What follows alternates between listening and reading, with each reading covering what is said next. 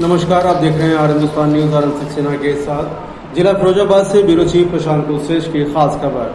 शुक्रवार साहित्य संगीत कला को समर्पित संस्था शब्दम ने 12 अगस्त को संस्कृति भवन में देश प्रेम गीत कविता प्रतियोगिता का आयोजन किया, जिसमें Delhi public international school, PS global academy, Gyandeep senior secondary school, city public school, young scholars academy, Sarvodaya Gyan Sthali school, blooming birds senior secondary school, Seth MR Jaipuria school ने भाग लिया। मां सरस्वती जी के समक्ष दीप प्रज्वलित करने के बाद अतिथियों व शिक्षकों को हरित कलश से स्वागत किया गया।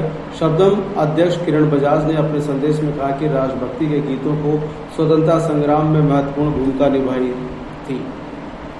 आपको बता दें कि उन्होंने कहा कि हम अपना काम निष्ठापूर्वक कर रहे हैं, ये देश सेवा है। शब्दम का परिचय दीपक औहरी ने दिया। निर्णायक समिति में शब्दम सलाहकार समिति के अरविंद तिवारी, डॉक्टर महेश आलोक तथा स्पीक मैक चैप्टर के सदस्य मनोज कुलश्रेष्ठ थे। डॉक्टर महेश आलोक और अरविंद तिवारी ने छात्र छात्राओं को देशभक्ति गीत और कविता संबंधी सुझाव दिए। प्रतियोगिता में प्रथम स्थान यंग स्कॉलर्स की छात्रा आस्था पचैरी तथा द्वितीय स्थान व तृतीय स्थान ब्लूमिंग बर्ड्स की छात्रा आकृति उपाध्याय एवं अनुष्का जादव ने प्राप्त किया। कार्यक्रम में विद्यालयों से आए शिक्षकों में अलका गुप्ता, सोनू बघेल, अर्चना, पूनम, शुभ्रा कुलश्रेष्ठ, वंदना शर्मा, रिजी मंसूरी, अनुराग यादव, अनामिका, सचिन सिंह सहित 100 विद्यार्थी उपस्थित रहे। कार्यक्रम में मोहित जादौन, भूपेंद्र सिंह, राजीव सिंह, प्रीति औहरी, संतोष, प्रवीण, मुकेश, ब्रजेश आदि उपस्थित रहे। फिलहाल आप सुरक्षित रहिए, जुड़े रहिए आर हिंदुस्तान से। नमस्कार सर, आज शब्दम ने किस प्रकार के कार्यक्रम का आयोजन किया? आज शब्दम ने 15 अगस्त के उपलक्ष्य में देश प्रेम की गीत कविता गायन प्रतियोगिता का आयोजन किया था और यह उनका शब्दम का नियमित कार्यक्रम है। विद्यार्थियों ने अपनी जो प्रस्तुति की, आप उसके संदर्भ में क्या कहना चाहेंगे?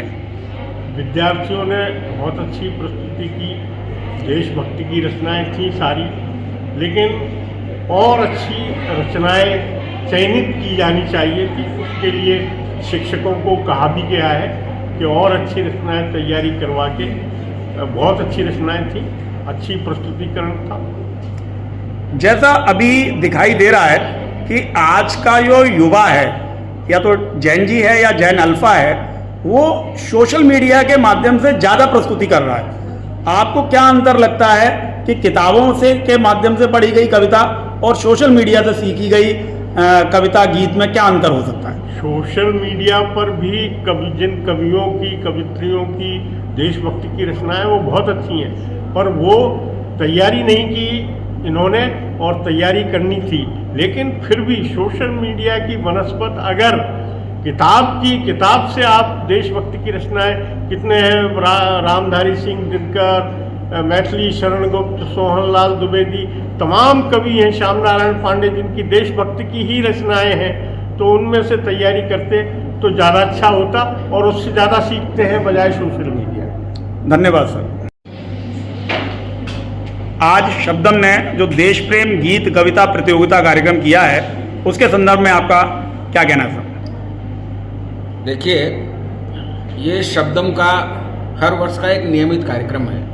हम हमेशा इसको करते हैं और इसके भीतर हमारी सोच यही है कि छात्रों के भीतर, छात्राओं के भीतर देश प्रेम की भावना पैदा हो। उसके पीछे मुख्य सोच यही है। जैसा कि आदरणीय मैडम किरण बजाज ने भी कहा कि आज जो सबसे बड़ी कमी है छात्रों के भीतर, वो है देश प्रेम, राष्ट्र प्रेम। इसकी कमी है। ये इस कमी को पूरा करने की यह एक प्रकार से स्फुरण का काम करेगा कि वो अपने देश के बारे में सोचें, अपने जवानों के बारे में सोचें जिन्होंने अपना बलिदान दिया।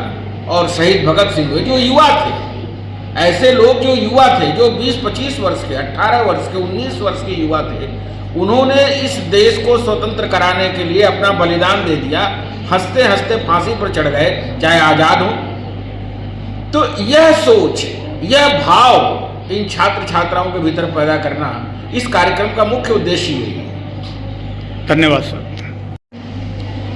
आज शब्दम ने देश प्रेम गीत कविता का प्रतियोगिता आयोजित की, आप निर्णायक मंडल में थे।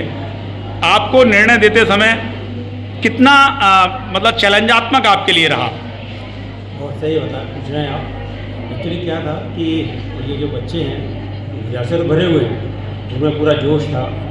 चयन में जैसा बताया कि चयन में कहीं कुछ कमी हो सकती है, लेकिन जिस तरह का यहाँ पर प्रस्तुति थी उसमें अगर हम देखें तो एक दो तरह की प्रस्तुति बिल्कुल अलग अलग दिख रही थी। एक तो हमारी जो एक मतलब फिल्मी थे वह गानों की धुनों पे था, और एक जो उनका अपना एक साहित्य से जुड़ी कुछ कविताएं थी।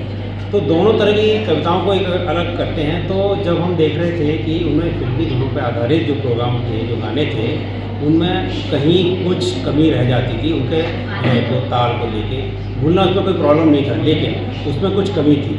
बच जाता है। दूसरी तरफ अगर जो उनकी अपनी मौलिक कविताएं थी या जो कविताएं जो उन्होंने कहीं यूट्यूब से या जो साहित्यकारों की कविताएं थी उनमें वाकई जोश था, वो कविताएं था। तो इस तरह के दोनों देखने में, लेकिन हाँ थोड़ा कश्मकश थी। जो ऊपर के दो चार कैंडिडेट्स थे उन्होंने बहुत मेहनत करी, उनमें वाकई एक हम लोगों को एक उसमें मेहनत करनी पड़ी उनको फर्स्ट सेकंड थर्ड करने, अदरवाइज सब अच्छा, बहुत अच्छा। धन्यवाद सर।